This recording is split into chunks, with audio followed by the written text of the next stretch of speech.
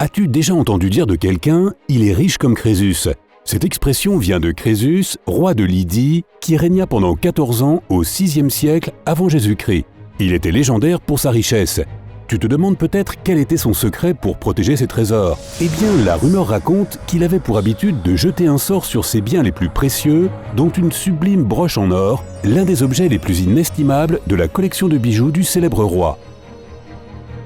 Pendant des centaines d'années, le trésor du roi Crésus est resté enfoui sous terre, perdu mais non oublié. Mais un jour de 1965, plusieurs hommes qui vivaient dans le village turc de Gur tombèrent sur la nécropole antique d'une princesse lydienne. Quand les villageois la déterrèrent, ils furent émerveillés d'y trouver également de l'or et des bijoux. C'était le célèbre trésor du roi Crésus qui avait été enterré avec la princesse. Les hommes n'ont pas exhumé tout le trésor d'un coup. Après leur découverte, ils n'ont d'abord pris que les bijoux qu'ils avaient trouvés dans la tombe. En 1966, ils ont volé le reste du trésor, s'en tirant avec plus de 150 artefacts, principalement des pots en argent et des bijoux en or.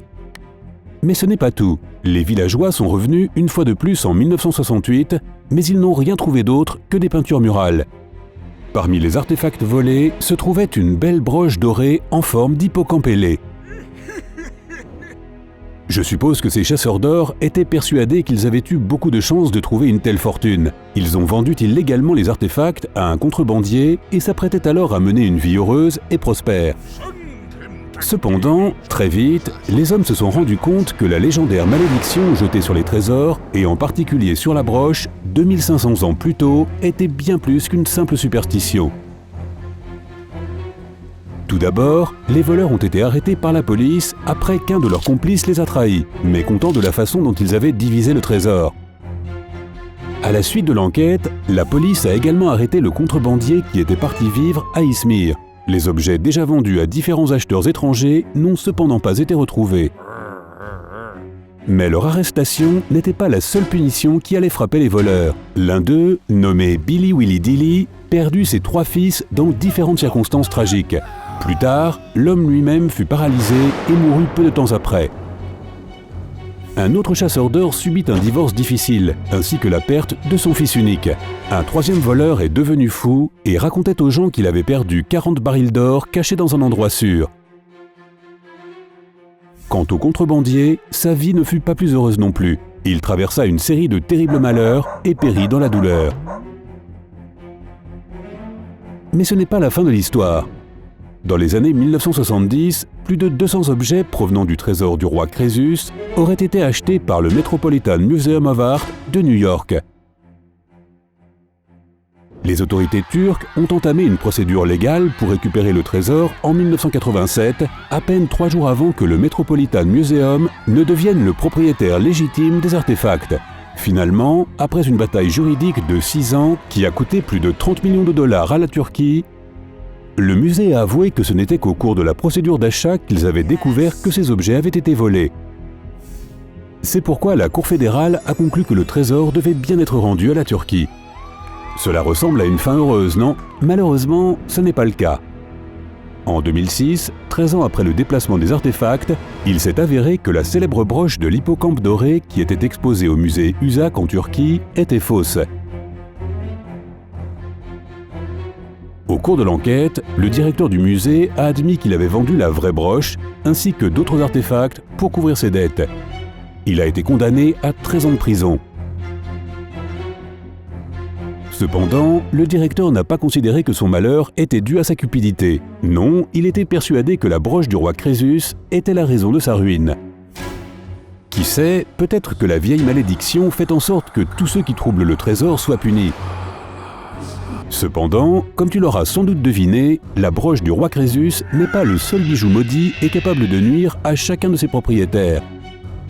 Si jamais tu vois le diamant Orloff noir de 67,5 carats, 13 grammes, ne le touche pas sans une paire de gants, voire pas du tout. Mieux vaut prévenir que guérir, tu sais. Cet objet est aussi dangereux que magnifique. Le diamant est souvent appelé l'œil de Brahma. Bien que cela n'ait pas été prouvé, certaines personnes affirment que la pierre précieuse a été volée et appartenait avant à l'œil de la statue hindoue Brahma à Pondichéry en Inde. C'est ce vol qui aurait déclenché une malédiction sur le joyau. Aussi mystique que cela puisse paraître, cela expliquerait pourquoi une longue lignée de propriétaires du diamant aurait perdu la vie de manière aussi tragique. Dans les années 1940, le bijoutier Charles F. Winston a acheté le diamant et a eu l'idée de le découper en 3 morceaux pour rompre le sort. Étonnamment, après cela, la série de mystérieux décès a pris fin. Le nom du diamant Koh-i-Noor de 105 carats 21 grammes signifie « la montagne de lumière ». Certains documents écrits indiquent que cette pierre précieuse, alors qu'elle était encore dans sa forme originale non taillée, était un colosse de 739 carats, ce qui représente plus de 150 grammes. La légende raconte que la pierre a également été volée à ses propriétaires de droit au XIVe siècle. Depuis lors, les dirigeants de différents pays se sont battus pour obtenir son droit de possession, et elle a ainsi changé de main des dizaines de fois. Cependant, chaque homme qui a porté le diamant a perdu son trône. Serait-ce à cause de la malédiction du diamant? Cette dernière disait « Celui qui possède le diamant possède le monde, mais il en apprend aussi tous les malheurs. Seules les femmes peuvent le porter en toute impunité. » Des rapports historiques indiquent qu'après que les Britanniques ont obtenu le diamant en 1849 et que la reine Victoria l'a porté en 1850, seules les Altesses royales ont pu porter tranquillement ce bijou. De nos jours, on peut admirer le tristement célèbre joyau ornant une couronne de la monarchie britannique à la Jewel House de la Tour de Londres. L'infâme Daily Purple Saphir est en fait un imposteur. La vérité est la suivante. Malgré son nom, ce n'est pas un vrai saphir. C'est une améthyste, une sorte de quartz au reflet violet. Encore une fois, il n'y a pas assez de preuves pour prouver cette histoire, mais un soldat britannique aurait dérobé la pierre d'un temple à Kanpur, en Inde. Que cela soit vrai ou non, le colonel W. Ferris a apporté le saphir en Angleterre. Et alors qu'il était en possession de la pierre précieuse, sa famille a souffert d'innombrables problèmes financiers et de santé. Épuisé par son malheur et sa peur, il présenta la pierre à l'écrivain et scientifique Edward Heron Allen en 1890. Mais ce dernier a également été frappé de malchance dès l'arrivée du cadeau à son domicile. Il décida donc de donner la pierre à l'un de ses amis, qui fut alors lui aussi accablé de désagréments variés et qui rendit donc l'améthyste à Heron Allen. Sympa les amis, hein? À cette époque, l'écrivain était déjà persuadé que la pierre était maudite. Il la gardait dans 7 boîtes entourées de gris-gris porte-bonheur. Après le décès de l'homme en 1943, sa fille a fait don de l'améthyste au Musée d'histoire naturelle de Londres. Cependant, elle a averti le futur propriétaire de ne pas toucher le Daily Purple Saphir à main nue. L'étoile de l'Inde est le plus grand saphir bleu connu dans le monde. On raconte que des circonstances mystérieuses ont accompagné l'exploitation de cette pierre précieuse de 563 carats, 112 grammes, au Sri Lanka il y a environ 300 ans. Les gens parlaient de malédiction et de sorts qui protégeraient le saphir. Cependant, presque personne ne connaissait son existence jusqu'au 29 octobre 1964 et un épisode rocambolesque. Ce jour-là, 3 voleurs de bijoux se sont faufilés dans l'American Museum of Natural History de New York et se sont échappés avec plus de 400 000 $ de bijoux volés, ce qui représenterait environ 3 millions de dollars aujourd'hui. Parmi ces joyaux se trouvait justement l'étoile de l'Inde. Mais la partie la plus intéressante a été de voir comment les criminels ont réussi à s'emparer du joyau le plus protégé de tout le musée.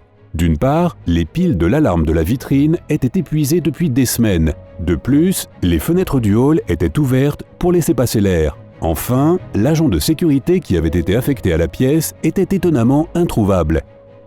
Et maintenant, accroche-toi, les pierres précieuses n'étaient même pas assurées.